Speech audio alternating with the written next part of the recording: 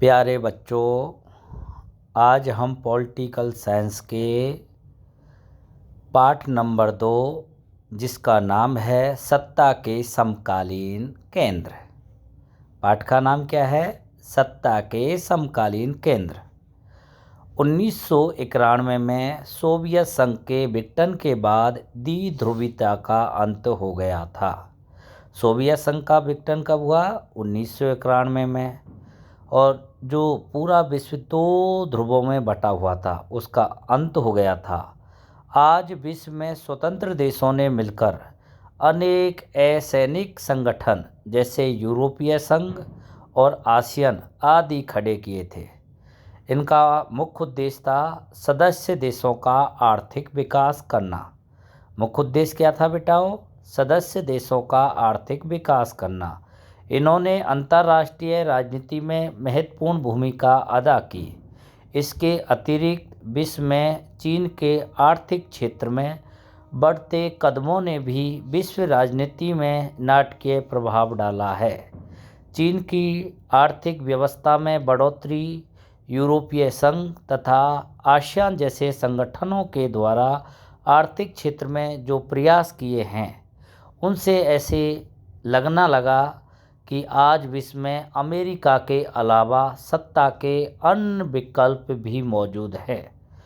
यूरोपीय संघ लंबे समय से यूरोपीय नेताओं का स्वप्न था कि यूरोपीय राज्यों का एक संघ या साझी राजनीतिक आर्थिक व्यवस्था बनाई जाए। विश्व युद्ध ने इस स्वप्न को आवश्यकता में बदल दिया। यूरोपीय संघ का उद्भव कैसे हुआ? नंबर 1, मार्शल योजना के तहत यानी 1948 ईस्वी में यूरोपीय आर्थिक सहयोग संगठन की स्थापना की। यूरोपीय आर्थिक सहयोग संगठन की स्थापना कब हुई बेटाओ? 1948 में। इसके माध्यम से पश्चिमी यूरोप के देशों ने व्यापार व आर्थिक मामलों में परस्पर मदद शुरू की। 1949 में यूरोपीय परिषद का गठन हुआ। 1949 में गठित यूरोपीय परिषद राजनीतिक सहयोग के मामले में एक अगला कदम साबित हुआ। नंबर 3, यूरोप के पूंजीवादी देशों की अर्थव्यवस्था के आपसी एकीकरण की प्रक्रिया चरणबद्ध ढंग से आगे बढ़ी।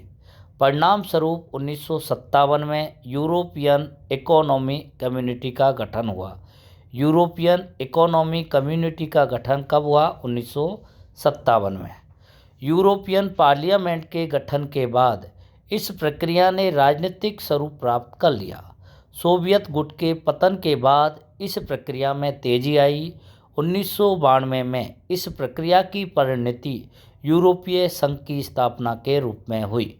यूरोपीय संघ की स्थापना कब हुई बेटाओ? 1992 में।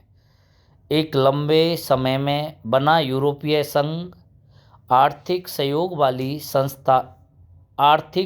वाली व्यवस्था से बदलकर ज़्यादा से ज़्यादा राजनीतिक रूप लेता गया।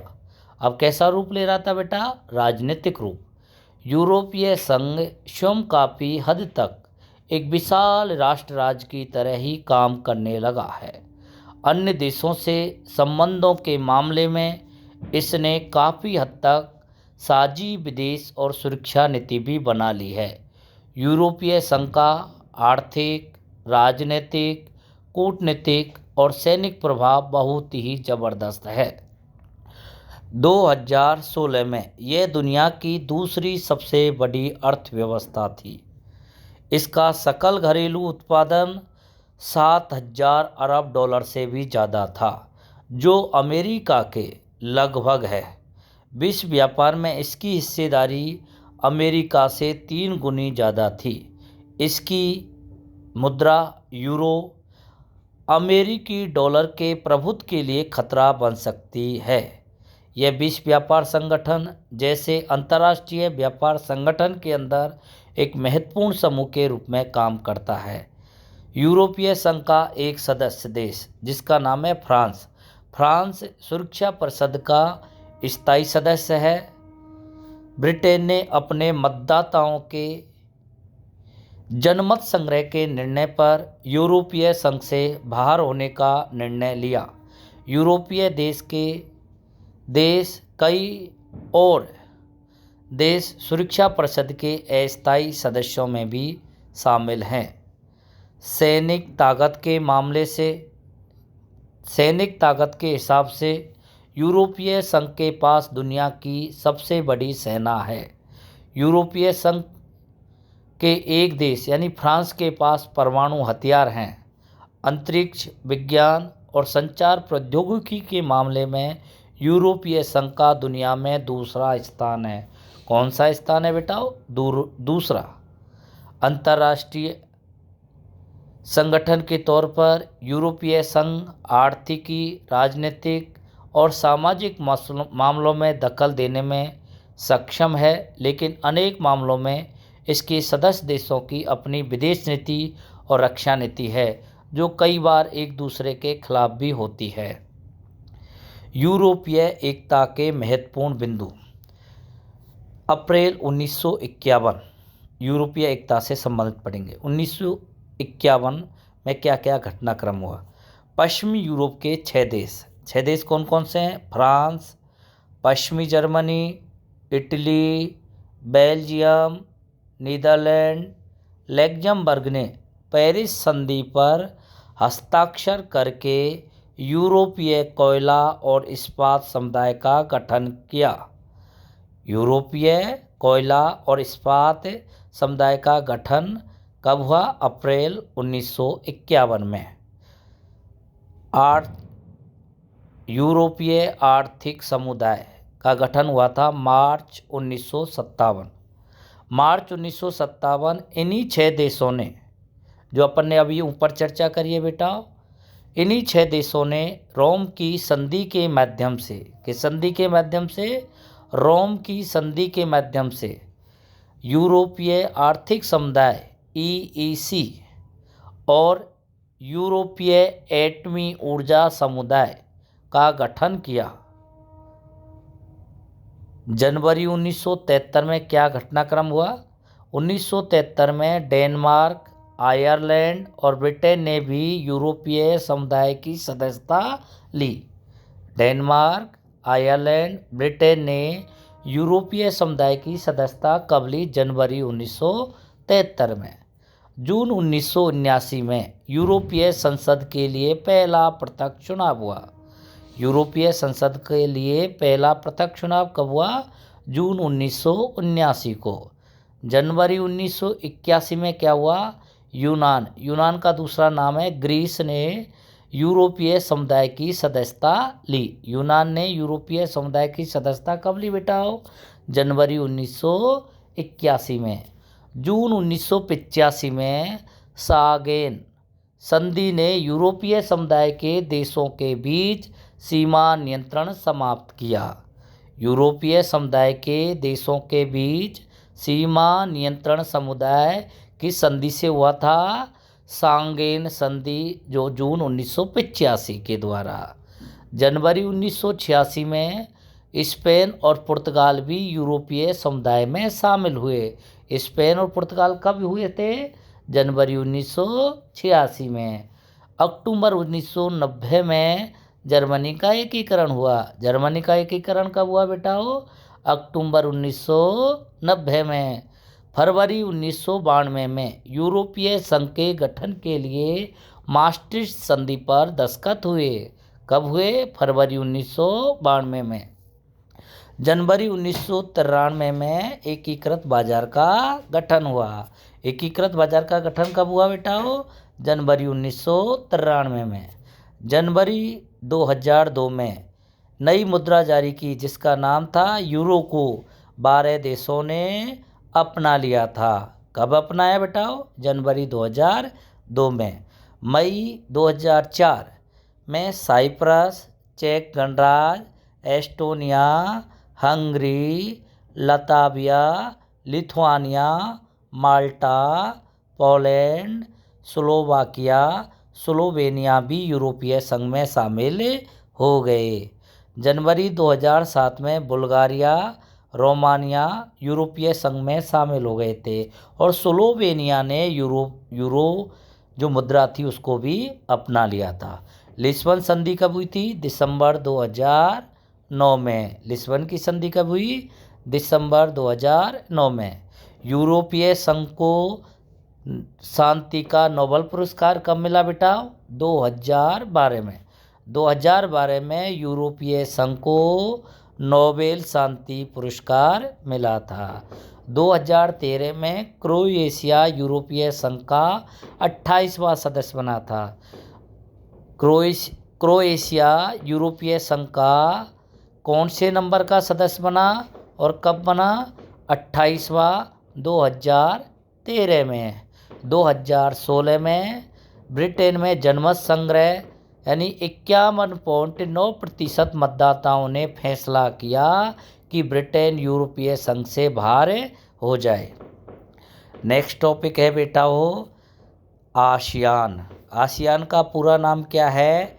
Association of south east Asian Nations. बेटा ये फुल फॉर्म पूछ सकते हैं आपसे। आसियान हिंदी में पूरा नाम है दक्षिण पूर्वी एशियाई राष्ट्रों का संगठन। क्या है नाम बेटा वो? दक्षिण पूर्वी एशियाई राष्ट्रों का संगठन। आसियान का गठन कब हुआ? 1967 में। इसके सदस्य देश कौन कौन से थे? Indonesia, Malaysia, Thailand, Philippines, Singapore, Brunei, Vietnam, Laos, Myanmar और कंबोडिया भी इसके सदस्य थे। इस प्रकार वर्तमान में आसियान के कितने सदस्य हैं बेटा? 10। इस प्रकार वर्तमान में इसके 10 सदस्य देश हैं। आसियान के क्या उद्देश्य हैं बेटा? तो पूछ सकते हैं कि आसियान के कोई 4 उद्देश्य बताइए। तो अपन 4 उद्देश्यों पर चर्चा करेंगे। नंबर 1, क्षेत्र में आर्थिक, सांस्कृतिक तथा सामाजिक विकास को बढ़ावा देना। दूसरा उद्देश्य है क्षेत्रीय शांति और सुरक्षा स्थापित करना। तीसरा है साझे हितों, प्रशिक्षण, शोध सुविधाओं, कृषि, व्यापार तथा उद्योग के क्षेत्र में परस्पर सहयोग कायम करना।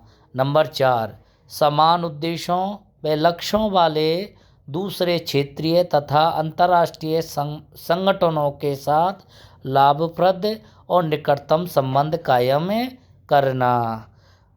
अब आसियान की क्या भूमिका रही व उसकी उपलब्धियां क्या हैं?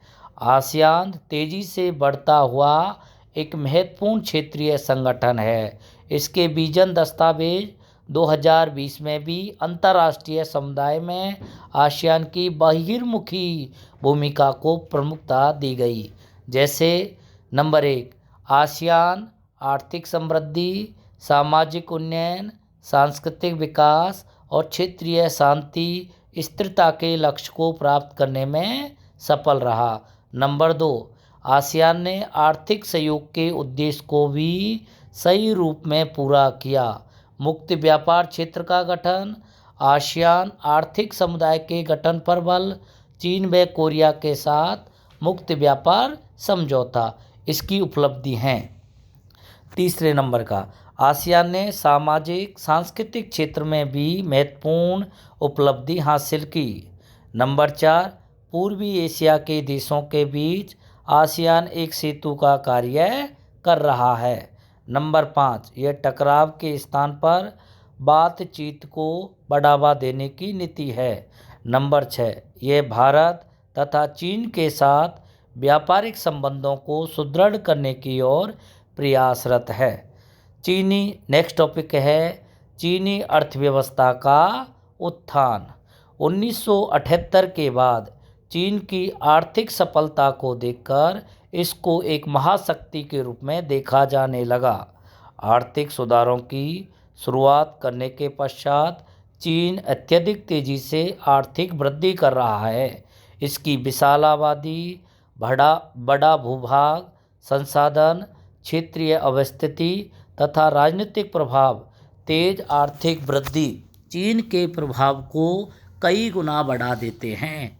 1949 में माओ के नेतृत्व में, कब? 1949 में माओ के नेतृत्व में हुई साम्यवादी क्रांति के बाद चीनी जनवादी गणराज्य की स्थापना, चीनी जनवादी गणराज्य की स्थापना के समय यहाँ की आर्थिकी सोवियत मॉडल पर आधारित है। किस पर है? सोवियत मॉडल पर। इसने विकास का जो मॉडल अपनाया उसमें खेती से पूंजी निकालकर सरकारी नियंत्रण में बड़े उद्योग खड़े करने पर जोर था। इस मॉडल में चीन ने अभूतपूर्व स्तर पर औद्योगिक अर्थव्यवस्था खड़ा करने का आधार बनाने के लिए सारे संसाधनों का इस्तेमाल किया। सभी नागरिक को रोजगार, सामाजिक कल्याण योजनाओं का लाभ देने के दायरे में लाया गया। परिणाम स्वरूप स्वास्थ्य सुविधाएं उपलब्ध कराने के मामले में चीन सबसे विकसित देशों में आगे निकल गया। चीनी नेतृत्व में 1972 में अमेरिका से संबंध बनाकर, कब? 1972 में अमेरिका से संबंध बनाकर अपने राजनीतिक और आर्थिक एकांतवास को खत्म किया। चीन ने शॉक थेरेपी पर अमल करने के बजाय अपनी अर्थव्यवस्था को चरणबद्ध ढंग से खोला। 1982 में खेती का और 1998 में उद्योगों का निजीकरण किया। चीन ने खेती का निजीकरण कब किया? 1982 में। उद्योगों का 1998 में। व्यापार संबंधी अवरोधों को सिर्फ विशेष आर्थिक क्षेत्र के लिए ही हटाया गया जहां विदेशी निवेशक अपने उद्यम लगा सकते हैं। उद्योग और कृषि दोनों ही क्षेत्रों में चीन की अर्थव्यवस्था की वृद्धि दर तेज रही है। व्यापार के नए कानून तथा विशेष आर्थिक क्षेत्र, सेज का फुल फॉर्म क्या है? विशेष आर्थिक क्षेत्र के निर्माण से विदेश व्यापार में उल्लेखनीय वृद्धि हुई है। अब चीन की योजना विश्व आर्थिकी से अपने जुड़ाव को और गहरा करके भविष्य की विश्व व्यवस्था को एक मनचाहा रूप देने की है।